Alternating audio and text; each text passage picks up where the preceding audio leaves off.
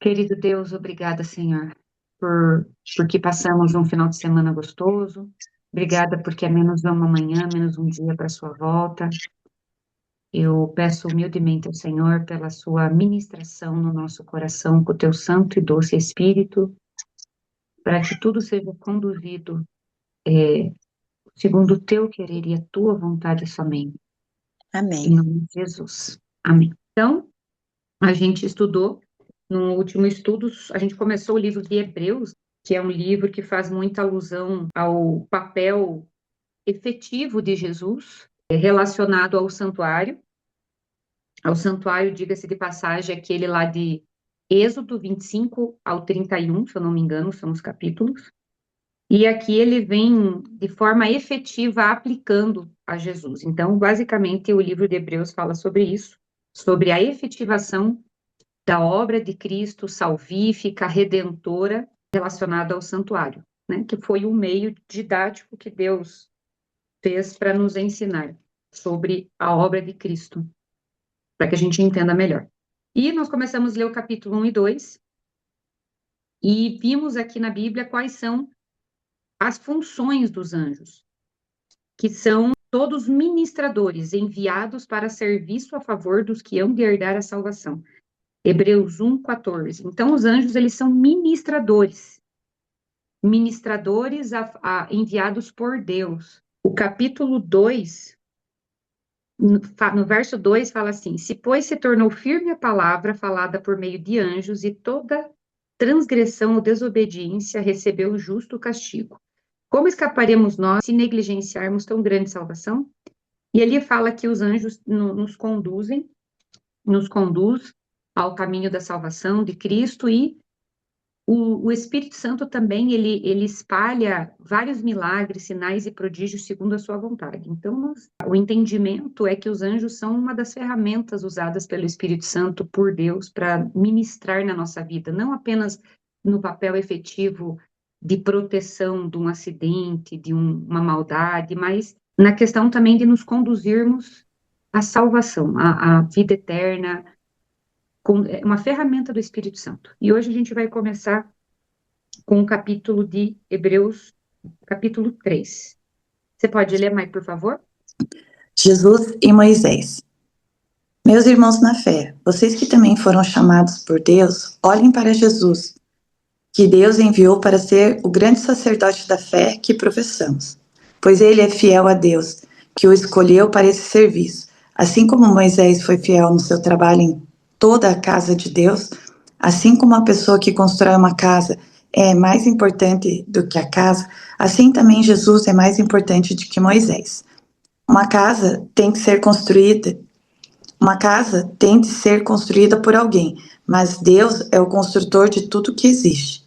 E Moisés foi um servo fiel no seu trabalho na casa de Deus e falou das coisas que Deus ia dizer no futuro. Mas Cristo é fiel como filho, que dirige a casa de Deus. E nós seremos a sua casa, se conservarmos a nossa coragem e a nossa confiança naquilo que esperamos. O descanso do povo de Deus. Por isso, como diz o Espírito Santo, se hoje vocês ouvirem a voz de Deus, não sejam teimosos, como foram seus antepassados quando se revoltaram contra ele no dia em que eles o puseram à prova no deserto. Ali, os antepassados de vocês me desafiaram e me puseram à prova, embora eles tivessem visto o que fiz durante 40 anos.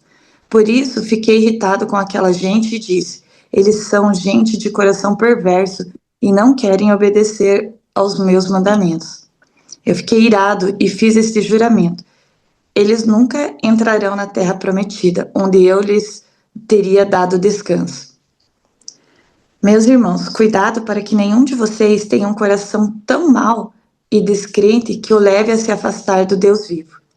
Pelo contrário, enquanto esse, hoje, de que falam as Escrituras Sagradas se aplicar a nós, animem uns aos outros, a fim de que nenhum de vocês se deixe enganar pelo pecado, nem endureça o seu coração, pois seremos companheiros de Cristo se continuarmos firmes até o fim, na confiança que temos tido desde o princípio.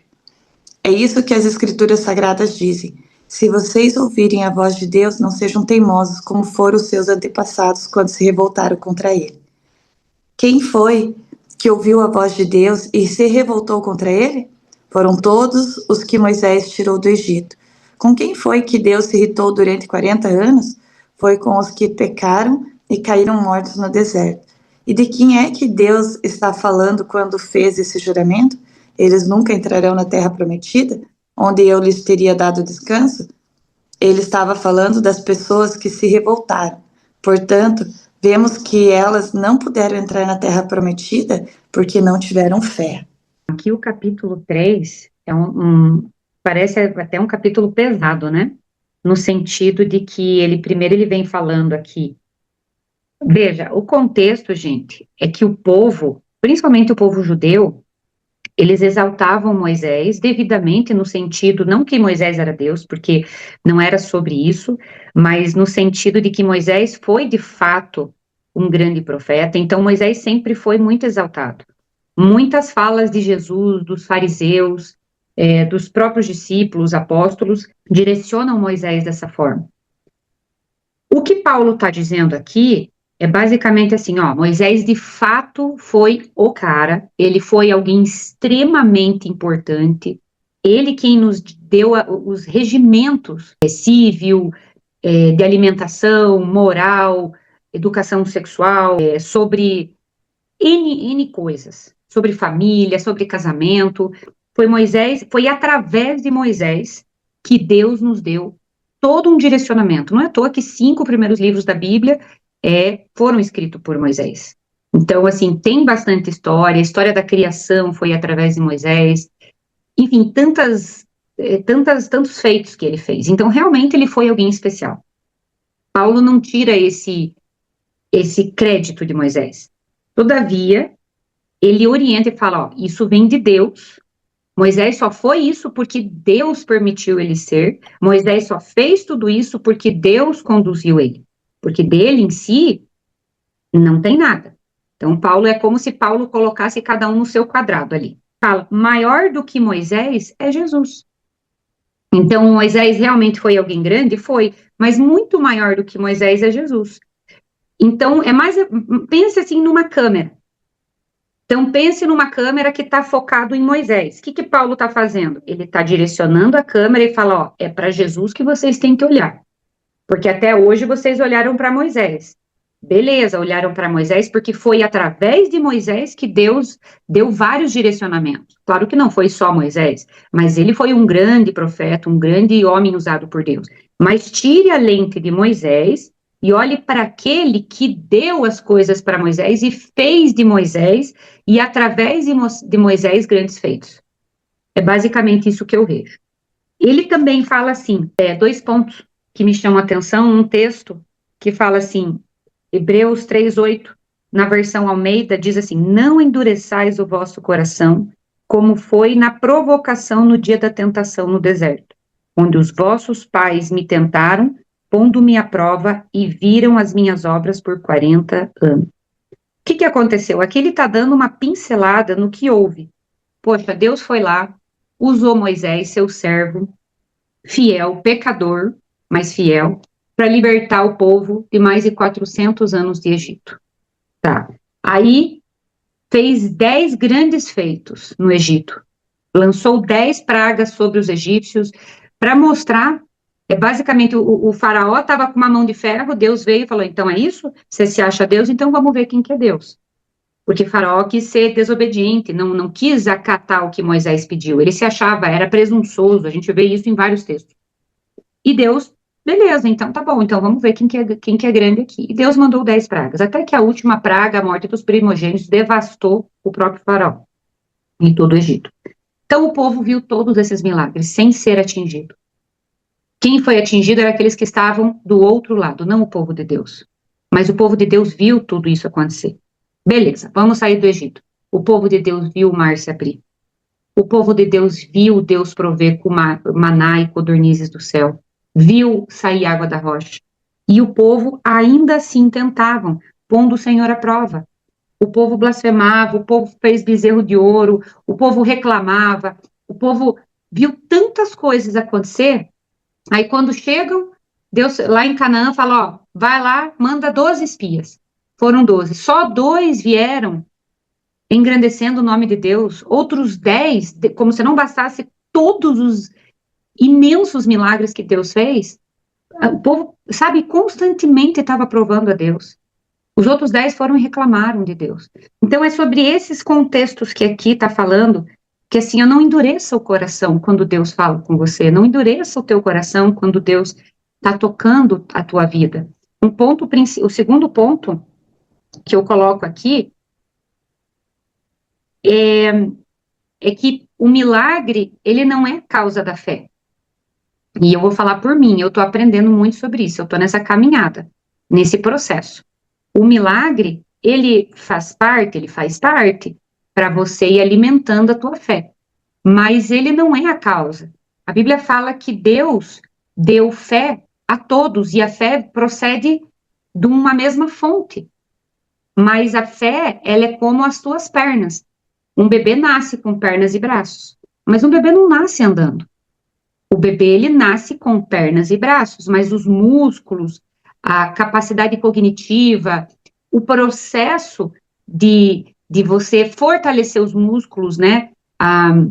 O cérebro também, para o bebê conseguir chegar na fase tal e conseguir engatinhar, conseguir, depois de engatinhar, conseguir andar, ele é um processo.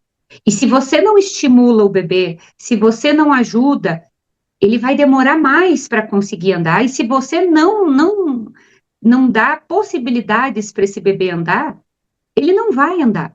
Você tem que estar ali, tá ajudando, segurando na mãozinha dele, porque ele pode até começar a engatinhar, mas no primeiro momento ele não tem força no bracinho, não tem muita força na perna, então é um sacrifício para o bebê.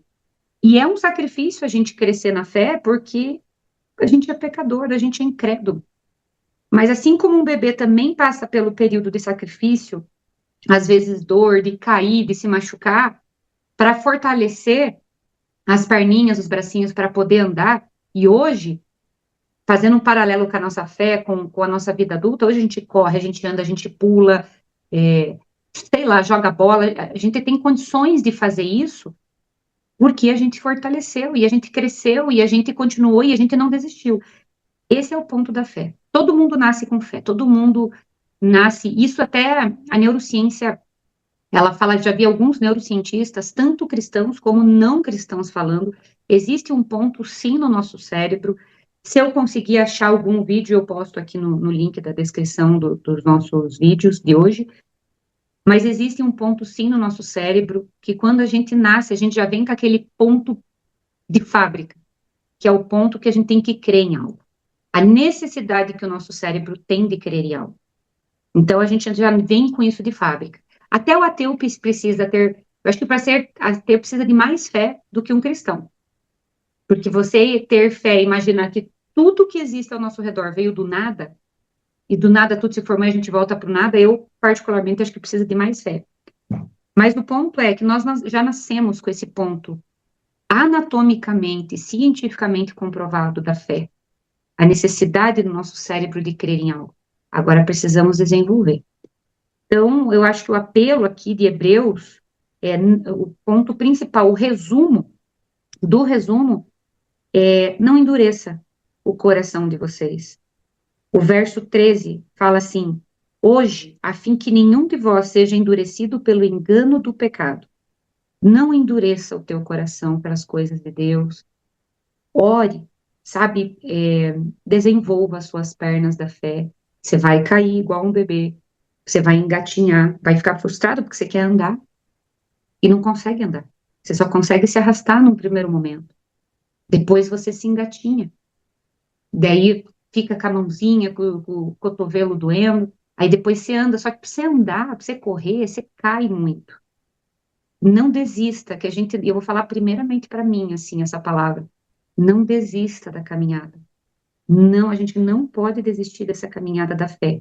Vai ter tombos, vai ter trancos e barrancos, vai ter dor, vai ter choro, mas vai ser um processo. E lá na frente a gente vai conseguir correr, andar, pular, jogar bola, porque a gente vai ter fortalecido. Eu achei importante como é um processo mesmo, né, Mar? E a gente também não deve... eu vi 2 pontos bem importantes. Assim, a gente não pode desistir ou achar que a fé, porque aqui a gente às vezes acha que a fé é de um dia para o outro, né? E na verdade, eu uns dias atrás estava fazendo uma retrospectiva, mas até hoje eu tenho dificuldade em 6 horas da manhã estar aqui. Então, veja, não é de um dia para o outro. Claro que hoje, se a gente fosse fazer uma retrospectiva, está mais fácil do que no começo. Mas ainda existe. A fé é isso. E se eu achar que depois de um ano, agora eu estou preparada e está tudo certo, eu estou me enganando, porque a fé é um processo e para o resto da vida. E eu entendo que aqui também as escrituras dizem assim, né? Pelo contrário, enquanto esse hoje de que fala as escrituras sagradas se aplicar a nós, animem uns aos outros. A gente vai ter também as nossas quedas, e tá tudo certo, só que a gente pode se unir sempre.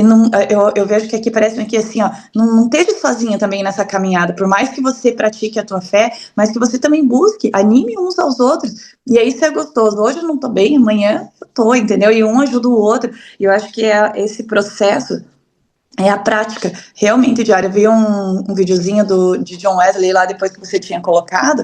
Ele passa 80 e poucos anos de vida, 60 e poucos anos de oração. E assim, ó, tem dias que ele tá num vazio, assim, ele comentando. Então, essa parte ali, tipo, o povo de Deus é uma vida inteira. Tem uns que deixam de entrar na Terra Prometida por não confiar em Deus, assim. Então, assim, que a gente tem um processo, vai ter dias que não vai estar bom, mas que a gente continue na prática da fé, né? E eu acho que é isso aqui, ó. Portanto, vemos que eles não puderam entrar na Terra Prometida porque não tiveram fé. E assim, não pense, né, que a gente vai ter fé todo dia, e que às vezes as pessoas vão olhar e falar, nossa, como que eles conseguem acordar 6 horas e isso eu não consigo? É fácil? Não é fácil, mas a prática da fé é constante, dias sim, dias não, igual você falou, foram 40 anos, não entraram na Terra Prometida e tiveram milagres. Não espere coisas também, às vezes assim, eu preciso de um milagre, eu preciso ter vontade, eu preciso ter, às vezes não vai ter, e aí a gente precisa praticar.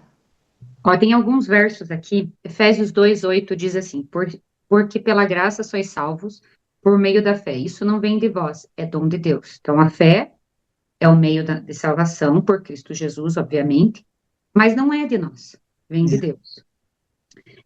Gálatas 5:22, que fala dos frutos, amor, alegria, paz, longanimidade, benignidade, bondade, fé, mansidão e domínio próprio. Ou seja, a fé é um fruto do Espírito. 1 Coríntios 12:9, e diz assim, pelo mesmo Espírito é dada a fé.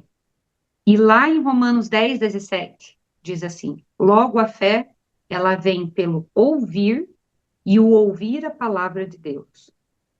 E Hebreus 11:6 fala, sem fé é impossível agradar a Deus. O que todos esses textos dizem? Que a fé, ela vem de Deus. E que nós precisamos exercitá-la. Como que a gente exercita? Exercita pela palavra de Deus. Mas, novamente, como você falou, nem sempre a gente está no fogo do Espírito, né? Às vezes está mais no gelo do Espírito do que no fogo. Mas, assim, é uma escolha.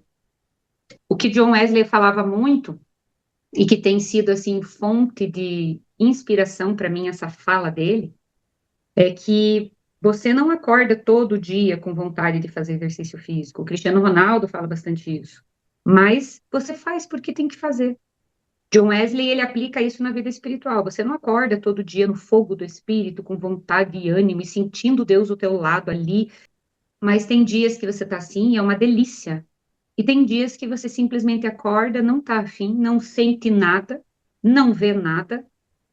Mas assim como você precisa do fôlego para respirar, o teu espírito também precisa do fôlego para respirar. E aí você tem que se debruçar na Bíblia, estudar, buscar a Deus, orar e falar, Deus, qual é que é? Eu não estou sentindo o Senhor, entendeu? Estou precisando que o Senhor de alguma forma se apareça e é isso. Vamos para o capítulo 4 de Hebreus? Deus nos deixou a promessa de que podemos receber o descanso de que ele falou. Portanto, tenhamos muito cuidado para que Deus não julgue que algum de vocês tenha falhado, deixando assim de receber esse descanso. Pois, assim como aquelas pessoas ouviram, também nós ouvimos a boa notícia. Elas ouviram a mensagem, porém ela não lhes fez nenhum bem. Por quê? quando a ouviram, não a receberam com fé. Portanto, nós, os que cremos, recebemos o descanso prometido por Deus, como ele mesmo disse: Eu fiquei irado e fiz esse juramento. Eles nunca entrarão na terra prometida, onde eu lhes teria dado descanso. Ele disse isso, embora o seu trabalho já estivesse terminado desde o tempo em que havia criado o mundo. Pois, a respeito do sétimo dia, está escrito o seguinte em alguma parte das Escrituras Sagradas: No sétimo dia, Deus descansou de todo o trabalho que ele havia feito. E o mesmo assunto é repetido: eles nunca entrarão na terra prometida, onde eu lhes teria dado descanso. Aqueles que foram os primeiros a ouvir a boa notícia não tiveram fé, e por isso não receberam esse descanso. Portanto, há outros que vão recebê-lo. A prova disso é que Deus marca outro dia, chamado hoje. Ele falou disso muitos anos depois, por meio de Davi, no trecho das Escrituras já citado. Se hoje vocês ouvirem a voz de Deus, não sejam teimosos. Se José tivesse dado ao povo esse descanso, se Josué tivesse dado ao povo esse descanso, Deus não teria falado mais tarde a respeito de outro dia. Assim, ainda fica para o povo de Deus um descanso, como o descanso de Deus no sétimo dia. Porque quem receber o descanso que Deus prometeu vai descansar de todos os seus trabalhos, assim como Deus descansou dos trabalhos dele. Portanto, façamos tudo para receber esse descanso e assim nenhum de nós deixará de recebê-lo, como aconteceu com aquelas pessoas por terem se revoltado. Pois a palavra de Deus é viva e poderosa e corta mais do que qualquer espada afiada de dois lados. Ela vai até o lugar mais fundo da alma e do espírito, vai até o íntimo das pessoas e julga os desejos e pensamentos do coração delas. Não há nada que possa esconder de Deus. Em toda a criação, tudo está descoberto e aberto diante dos seus olhos, e é a Ele que todos nós teremos de prestar contas. Lê o verso 14 ao 16 para a gente finalizar o capítulo 4, por favor. Cristo, o grande sacerdote eterno. Portanto, fiquemos firmes na fé que anunciamos, pois temos um grande sacerdote poderoso, Jesus, o Filho de Deus, o qual entrou na própria presença de Deus. O nosso grande sacerdote não é como aqueles que não são capazes de compreender as nossas fraquezas. Pelo contrário, temos um grande sacerdote que foi tentado do mesmo modo que nós, mas não pecou. Por isso, tenhamos confiança e cheguemos perto do trono divino, onde está a graça de Deus. Ali receberemos misericórdia e encontraremos graça sempre que precisarmos de ajuda. Eu vou começar do final, na minha perspectiva aqui. Do final, Hebreus 4:15, porque não temos sumo sacerdote que não possa compadecer-se, ou, vou colocar aqui em outras palavras, que não consiga entender, não consiga ter empatia, que não entenda o que das nossas fraquezas. Antes, Jesus foi tentado em todas as coisas, a nossa semelhança, mas sem pecado. Acheguemo-nos, portanto, confiadamente junto ao trono da graça, a fim de recebermos misericórdia e acharmos graça para socorro em ocasião oportuna. Então, o que ele fala? Que Jesus, a gente viu no capítulo 1 e 2 de Hebreu, a gente leu esse texto também, em paralelo a Hebreus 2:18, que Jesus, ele sabe, ele entende, ele passou, ele tá ligado no que a gente tá passando. Ele sabe qual a nossa dificuldade de ter fé, de crer. Ele sabe da nossa dificuldade física, moral, espiritual, psicológica, emocional. Ele sabe. Ele tá ligado em tudo isso. Tudo que Paulo disse aqui, novamente, ele bate na tecla no verso 7. De novo, determina certo dia, hoje, falando por Davi, muito tempo depois, segundo antes fora declarado. Hoje, se ouvirdes a sua voz, não endureçais o vosso coração. Não é amanhã, não é daqui uma semana. Porque quando acontecer tal coisa, eu vou mudar minha chave, vou começar a olhar para Deus. Não, é hoje, agora. Lembra que nós falamos do amor ágape? Que Jesus pergunta para Pedro, Pedro, você me ágape? E Pedro falava, sim, Senhor, eu te filéu. Não, Pedro, você me ágape. O que Jesus está fazendo? Um apelo. Ele está falando assim, você me ágape. Você escolhe me amar. Não é um amor sentimental, um amor emotivo, um amor... Não, você escolhe me amar de forma a ponto de se sacrificar, sacrificar o teu eu, alguns desejos inapropriados, alguns gostos, vontades que o teu eu tem.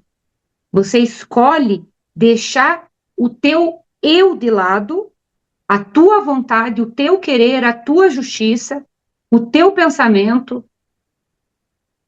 para me seguir, para me amar, para fazer o que eu peço.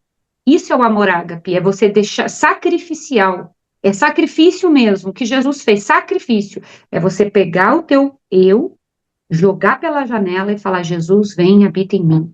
Eu tô com muita vontade de fazer tal coisa, mas se o Senhor se desagrada disso, eu continuo querendo fazer, mas eu escolho não fazer. Ainda frustrado, porque eu quero fazer. Mas o meu amor ágape é sacrificial, então por amor a ti eu escolho não fazer, ainda que eu continue tendo vontade, ainda que eu continue querendo. Lembra que a gente já falou e algumas vezes, o problema não é você querer, o problema não é você ter ódio, não é ter raiva, não é você ter vontade, o problema é o que você vai fazer com esse sentimento e com essas vontades. Esse é o ponto, você vai ter o amor ágape, vai continuar com o sentimento e falar que Deus, ainda que eu tenha essa vontade, eu escolho não fazer. E tira de mim essa vontade. Daí você vai para o nível 2, da fase do joguinho, né? Agora, eu escolho não fazer, beleza, agora tira de mim, me ajuda a não ficar pensando, a não falar, a não sentir, me ajude a afastar a minha mente do meu eu. Então, eu vejo que é isso daqui, é um resumo do resumo. Ele fala ali do descanso do 7º dia, e aqui, obviamente, ele não está falando do mandamento, olha, você tem que santificar o sábado, ele faz uma alusão ao sábado, porque o sábado é um dia, o 4º mandamento, lá em Êxodo 20, verso 8, que fala que Deus descansou, abençoou e santificou o 7º dia, então ele fez 3 coisas no sábado, ele finalizou a obra, né, ele descansou, abençoou e santificou. E se você estudar cada significado dessas 3 palavras, quando a gente fala é muito, guarda o sábado, santificou, abençoou, não, cada significado tem algo bem profundo, por isso que está na Bíblia, mas muitas vezes a gente passa desapercebido, e esse descanso que ele está falando, ele faz uma alusão ao descanso suprassumo que Deus nos deu aqui nessa terra ainda, lá no Éden, antes do pecado, porque o sábado foi dado lá no Éden antes do pecado. Então, quando Deus fala desse descanso, desse prazer, esse descanso deleitoso, que está envolvida a fé, então ele faz um paralelo com a tua fé e fala, olha, se você tiver a fé, você vai conseguir ter esse descanso em Cristo, esse descanso prazeroso, deleitoso, e é um efeito dominó, porque uma coisa vai levando a outra. Então, eu vejo que é isso que o texto está falando, de você, quando você tem fé, você tem essa paz, esse descanso em Cristo. É como, eu vou dar novamente o exemplo que eu venho dando há muito tempo. Quantos e quantos mártires foram para a fogueira, para a forca, nesse descanso sabático, não no dia do sábado, nesse descanso sabático de paz da fé.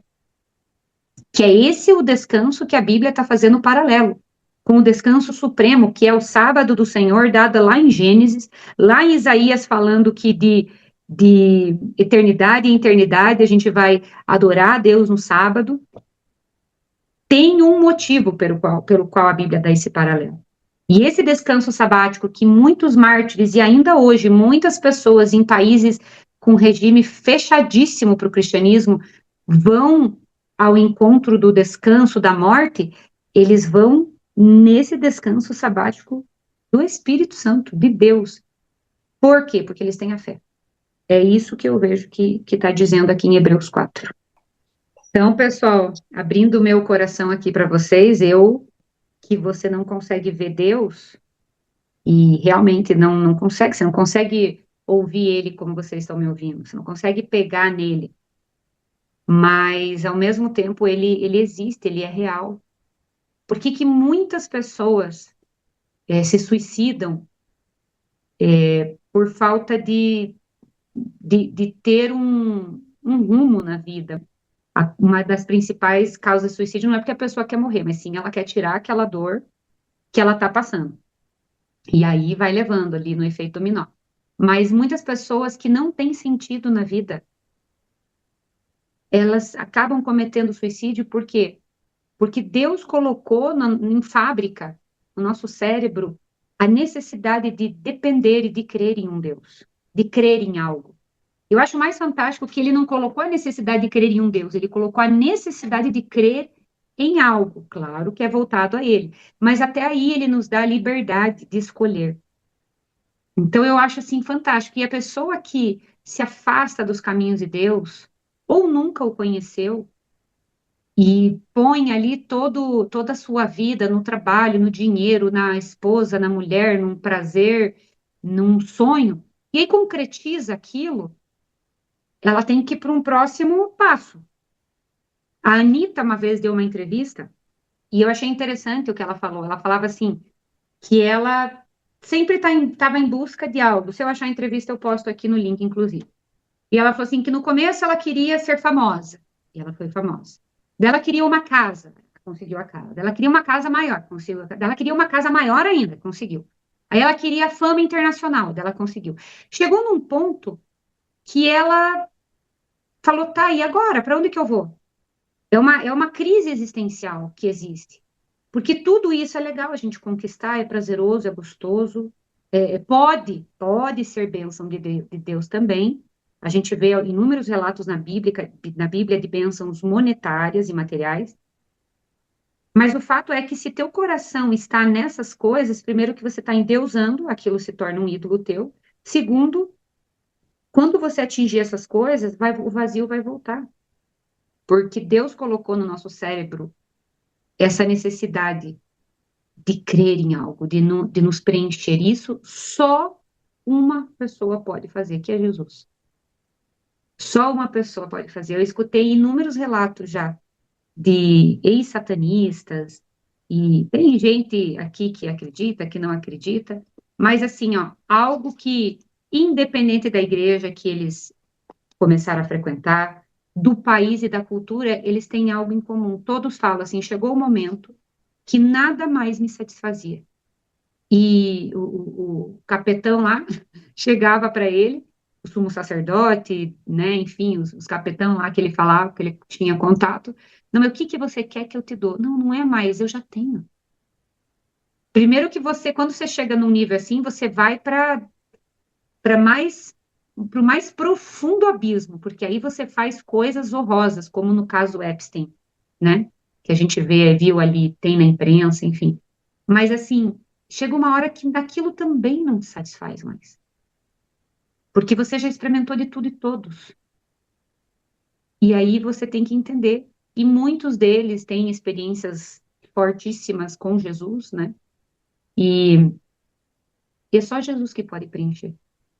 Então, é uma caminhada, graças a Deus, aqui ninguém precisa passar por isso. A gente já tá lá na frente deles, por exemplo.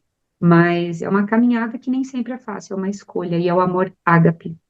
É a gente escolher estar aqui, escolher se alimentar da palavra, escolher orar, mesmo não tendo vontade nenhuma, muitas vezes. É entender que assim como nós precisamos do ar para respirar, o nosso espírito também precisa do ar da palavra de Deus. Então, você ora para nós, Mai, por favor? Ora, vamos orar então. Paizinho amado, muito obrigada. Primeiramente pelo nosso despertar. Muitas vezes não é fácil, mas aqui estamos e obrigada, Senhor, porque aqui conseguimos um pouquinho mais de força para o nosso dia. O dia hoje é totalmente desconhecido, não sabemos nada do que vai acontecer, mas nesse momento nós te colocamos no teu trono, Senhor, para que o Senhor escolha, nos ajude a escolher fazer o melhor a ti. Que nós possamos te amar verdadeiramente, que nós possamos escolher servir ao Senhor. Pai, abençoe de uma maneira toda especial a cada família aqui representada, aqueles também que não conseguiram acordar, que o Senhor possa estar com eles, anima eles de alguma forma e anima nós também, Senhor, o nosso coração. Nos ajude a ter fé a cada dia. Não é fácil, a gente sabe que em alguns momentos a vontade some, mas de alguma forma, Senhor, toca o nosso coração. Abre esse desejo de estarmos cada dia mais perto do Senhor, para que a gente possa um dia estarmos todos reunidos. E assim o Senhor nos explicar por que algumas coisas estavam acontecendo, porque de algumas vezes não ter o ânimo, a vontade, mas sabemos que um dia nós poderemos estar contigo. Fica conosco, dá-nos um dia abençoado na tua companhia. É isso que eu te peço e te agradeço. No doce nome de Jesus. Amém.